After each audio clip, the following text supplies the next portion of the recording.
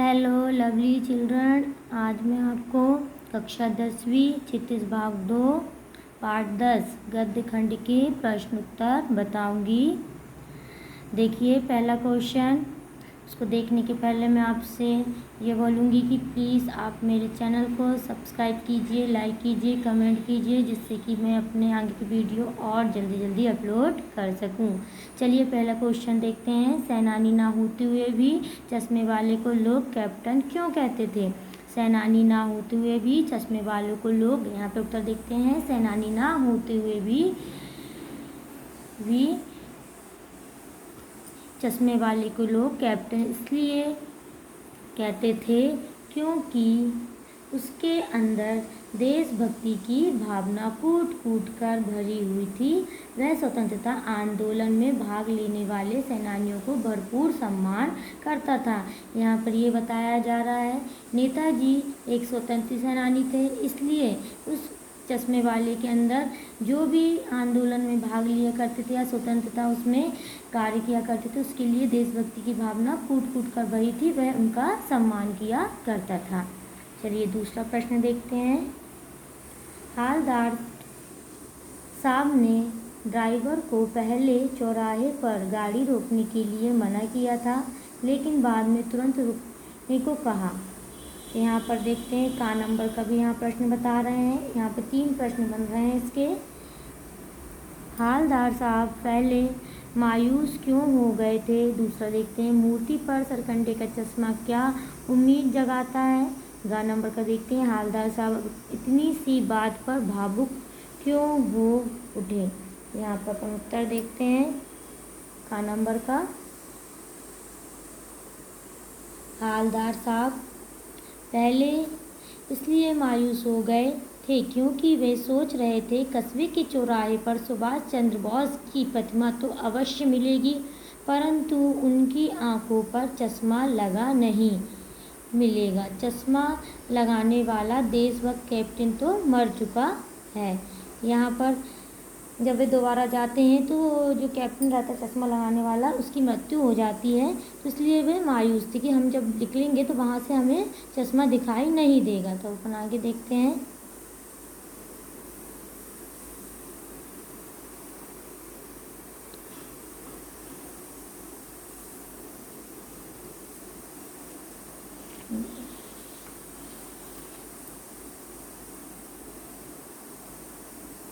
मूर्ति पर सरकंडे का चश्मा यह उम्मीद जगाता है, यहाँ पर बताते हैं, और वहाँ अब किसी में वैसी देश प्रेम की भावना नहीं होगी, यह सोचकर वे सोच रहे थे। लेकिन जब वे जाते हैं तो आगे देखते हैं क्या होता है। खा नंबर में मूर्ति पर सरकंडे का चश्मा यह उम्मीद जगाता है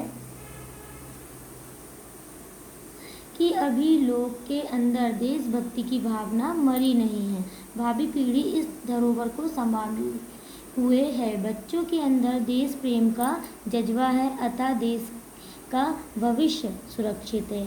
तो वहाँ पर देखते हैं कि एक चश्मा उन्हें दिखाई देता है तो उनके अंदर एक भावना आ जाती है। तो गा नंबर का उत्तर देखते हैं। जब उन्होंने नेताजी के प्रतिमा की आंखों पर चश्मा लगा देखा तो हालदार साहब के मन में निराशा की भावना अचानक ही आशा के रूप में परिवर्तित हो गई और उनके हृदय की प्रसन्नता आंखों से आंसू बनकर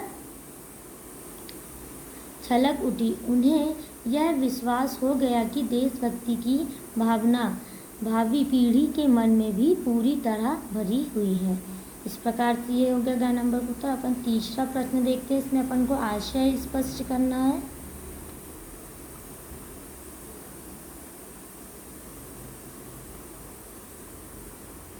इसमें देखिए 2 प्रश्न बनते हैं, अथवा में अगर आए तो आप देखिएगा ये वाला आए या सेकंड नंबर में, तो आप इसका आंसर यही लिखेंगे। 2 प्रश्न हैं। बार बार सोचते क्या होगा, यहाँ पे बता रहे हैं।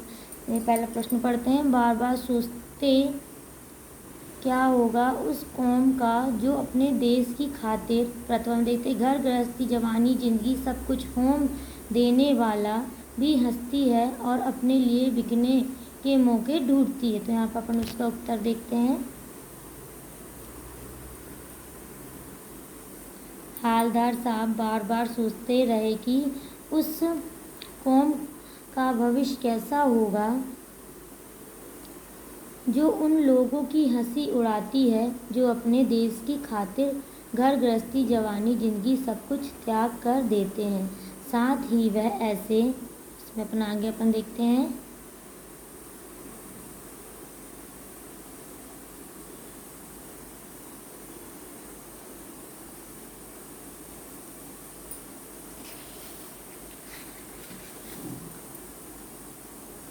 अवसर स्थिति रहती है जिसमें उसकी स्वार्थ की पूर्ति हो सके, चाहे उसके लिए उन्हें अपनी नैतिकता को भी तिलांजलि क्यों ना देनी पड़े।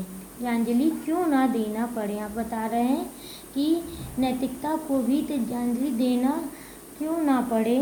अर्थात आज हमारे समाज में स्वार्थ पूर्ति के लिए अपना ईमान तक बेच दिया जाता है। यहाँ देशभक्ति को मूर्खता समझा जाता है, क्योंकि यहाँ पर बता रहे हैं क्योंकि पान वाले के पास जब गए थे तो पान वाले ने एक देशभक्ति यानी कैप्टन की मजाक बना दी थी। उन्होंने ये बताया है कि वहाँ पर उनकी मजाक बताया जा रहा है। अपना चौथा प्रश्न देखते हैं। पान वाले का एक रेखा चित्र प्रस्तुत कीजिए जो अपन ने पाठ में देखा होगा कि वह किस प्रकार का दिखता था। तो आइए अपन उत्तर में भी देखते हैं। पान वाला काला, मोटा और खुश मिजाज आदमी था। उसके सिर पर गिने चुने बाल ही बचे थे। आप कल्पना कीजिए कि वह कैसा दिखता था। ज़्यादा पान खाने के कारण उसके दांत काले लाल हो चुके थे। वह हरदम अपने मुंह में पान भरे रहता था। देखिए, ये चौथे का उत्तर है। अब अपन पांचवा उत्तर देखते हैं। चौथा उत्तर कंप्लीट होता है। पांचवें प्रश्न को पढ़ते हैं। वो लंगड़ा क्या जाएगा फौज में, पागल है पागल है। यहाँ पर देखिए पान वाले ने क्योंकि जब ये हालदार साहब ने पूछा था, ये क्वेश्चन किया था, तो पान वाले ने कैसे उसका मजाक उड़ा दिया था। क्या यहाँ पर अपन देखते हैं। दूसरा प्रश्न इसका बनता है, कैप्टन के प्रति पान वाले की इस टिप्पणी पर अपनी प्रतिक्रिया लिखिए। तो ये आपको क्वेश्चन आ सकता है, तो आप उस प्रकार से आप बताइएगा। यहाँ पर ये उत्तर है। देखिए दोनों प्रश्न का ये उत्तर है।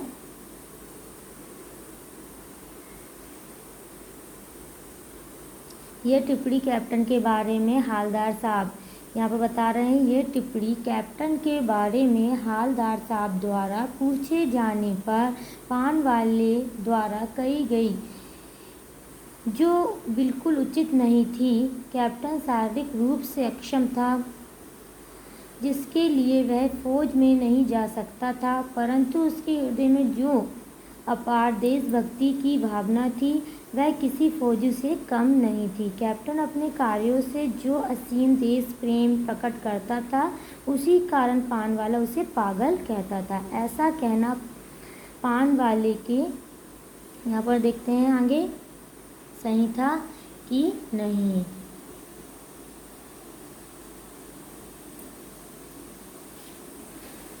यहाँ पर देखते हैं, स्वार्थपरता की भावना को दर्शाता है, जो स्वतः अनुचित है। वास्तव में तो पागलपन की हद तक देश के प्रति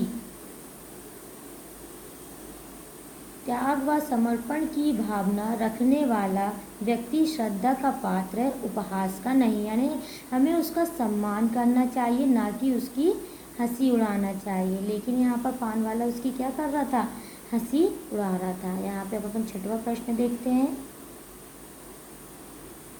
निम्नलिखित वाक्य पात्रों की कौन सी विशेषता की ओर संकेत करते हैं।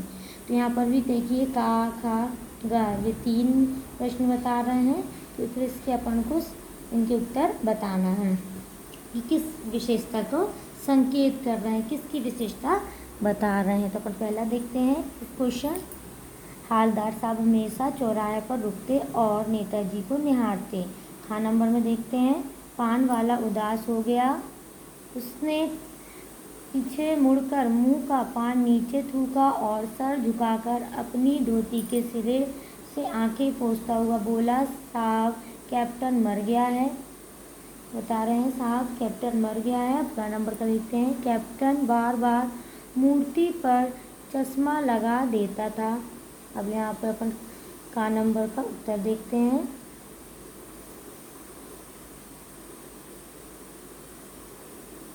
हालदार साहब का हमेशा चौराहे पर रुकना और नेताजी को निहारना यह प्रकट करता है कि उनके अंदर देशभक्ति की भावना प्रबल थी और वे स्वतंत्रता के लिए संघर्ष करने वाले महापुरुषों का हृदय से आदर करते थे। यहाँ बता रहे हैं कि जो भी महापुरुष थे, यानी जो स्वतंत्रता के लिए जिनको वो आदर करते थे, वो भी उनके लिए आदर करते थे। और नेताजी को पहनाए गए चश्मे के माध्यम से वे कैप्टन की देशभक्ति को देखकर खुश होते थे, जिनके लिए उनके मन में श्रद्धा थी। क्या थी उनके मन में? श्रद्धा थी। और अपन आगे गा नंबर का देखते हैं।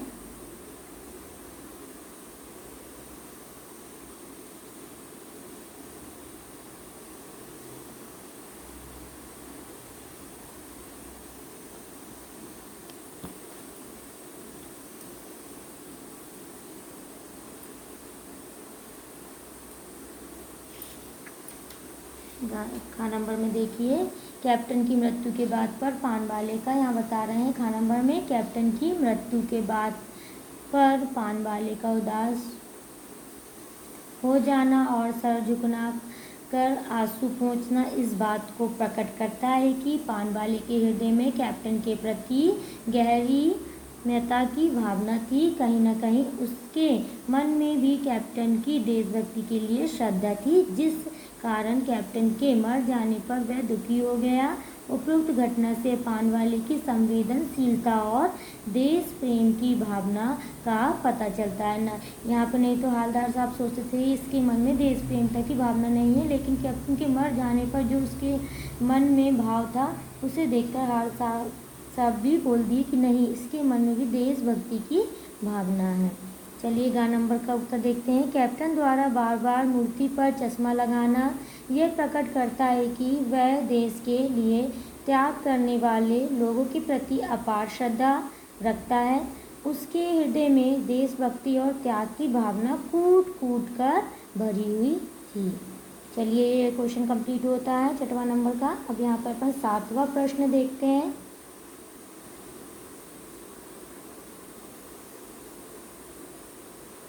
जब तक हालदार साहब ने कैप्टन को साक्षात नहीं देखा था, तब तक उसके मानस पटल पर उसका कौन सा चित्र रहा होगा, अपनी कल्पना से लिखिए। यहाँ पर आपको अपनी कल्पना से लिखना है कि यहाँ जो क्वेश्चन है उससे बताना है कि किस प्रकार का रहा होगा कैप्टन का हुलिया। यहाँ पर उत्तर देखते हैं कि उन्होंने कैसा कल्पना की होगी। तो हालदार साहब ने जब तक कैप्टन को साक्षात नहीं देखा था, तब तक उनके मानस पाटल पर कैप्टन की एक भारी भरकम मजबूत शरीर वाली रोमदार छवि अंकित हो रही होगी।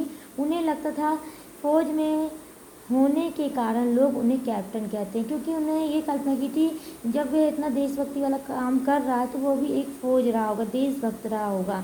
तो उन्हें एक अच्छा शरीर वाला व्यक्ति अपने कल्पना की थी आंखों में। लेकिन जब उन्होंने देखा कि वो तो खुद ही एक अपाहिज है, वो खुद दूसरे पे, लेकिन उसकी देशभक्ति देखकर वे क्या हुए थे? प्रसन्न हुए थे। अब देखते हैं अपन 8वां प्रश्न।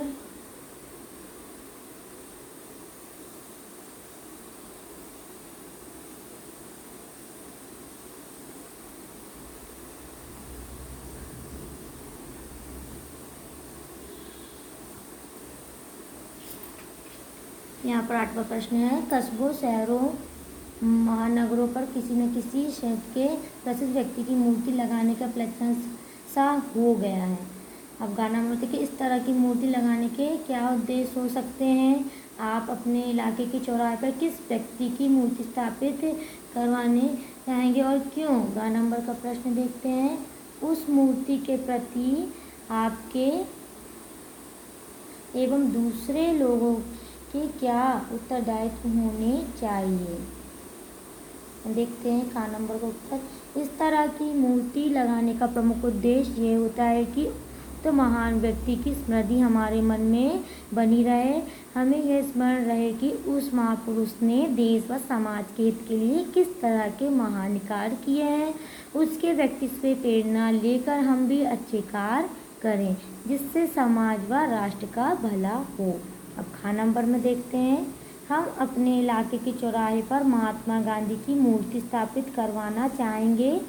इसका कारण यह है कि आज के परिवेश में जिस प्रकार से हिंसा, झूठ, स्वार्थ, नस्ल, सांप्रदायिकता, भ्रष्टाचार आदि बुराइयां व्यक्त होती जा रही हैं, उसमें गांधी जी के आदर्शों की प्रसंगता और भी बढ़ी गई है। गांधी जी की मूर्ति स्थापित होने से लोगों के अंदर सत्य, अहिंसा, सदाचार, आगे देखते हैं,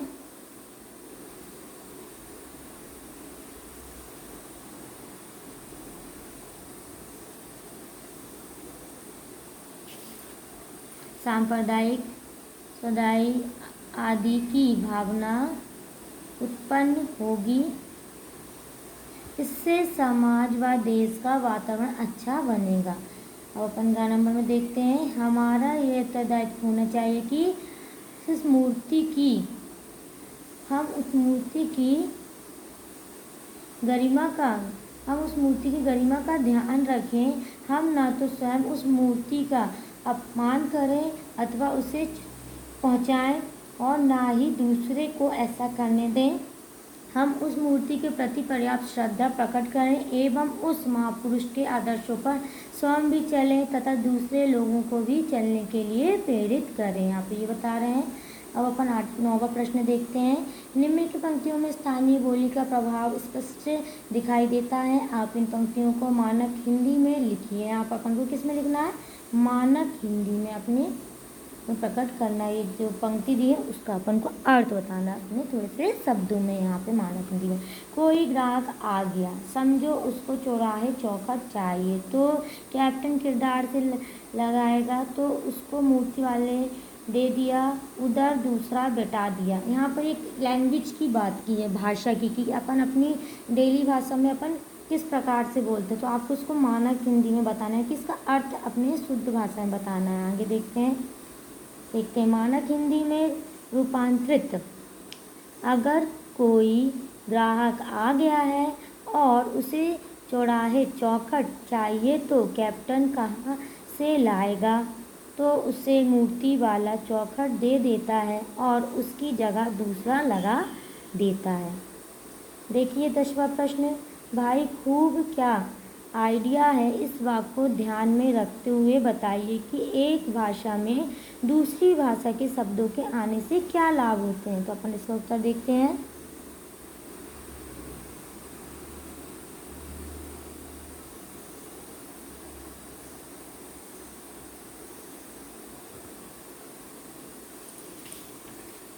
यहाँ पर अपन बताते हैं, यहाँ पर उसका उत्तर जो अपन ने क्वेश्चन पढ़ा था। एक भाषा में दूसरी भाषा के शब्दों के आने से उस भाषा की भावती की क्षमता में वृद्धि होती है, भाषा का भंडार बढ़ता है, भाषा का स्वरूप अधिक आकर हो जाता है, भाषा में प्रभावता आ जाती है। यहाँ पर ये बताते हैं कि भाषा में अपने आप ही हर चीज़ बदल जाती है और सब अपनी भाषा अच्छी प्रतीत होती है कि लोगों को सुनने में अच्छा लगता है। अब अपन 11वां प्रश्न देखते हैं।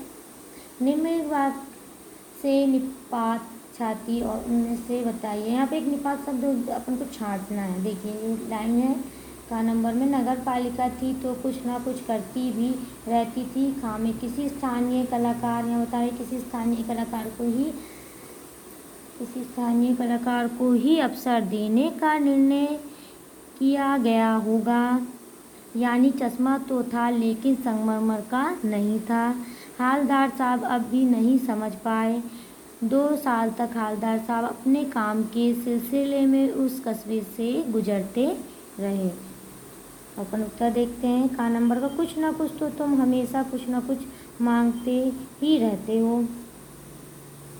खा हो ही रखे को ही हमेशा अच्छे अंक मिलते हैं। यहाँ पर एग्जाम्पल बता रहे हैं। तो था, यहाँ पर तो था निपात है। यहाँ रास्ते में कोई सवारी तो थी नहीं। अब यहाँ पर अब और भी ये निपात है। तो यहाँ पर अपन वाक्य देखते हैं। तुम अब भी बाजार नहीं गए। यहाँ पर देखते हैं, मैं इस समय तुम्हें अधिक मेहनत करनी चाहिए। अब अगला प्रश्न अपन देखते हैं।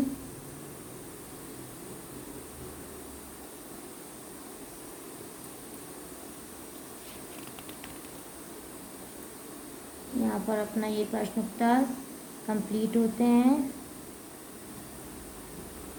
अगर मेरा यह वीडियो आपको पसंद आया हो तो आप मेरे चैनल को सब्सक्राइब और लाइक कीजिए। Thank you.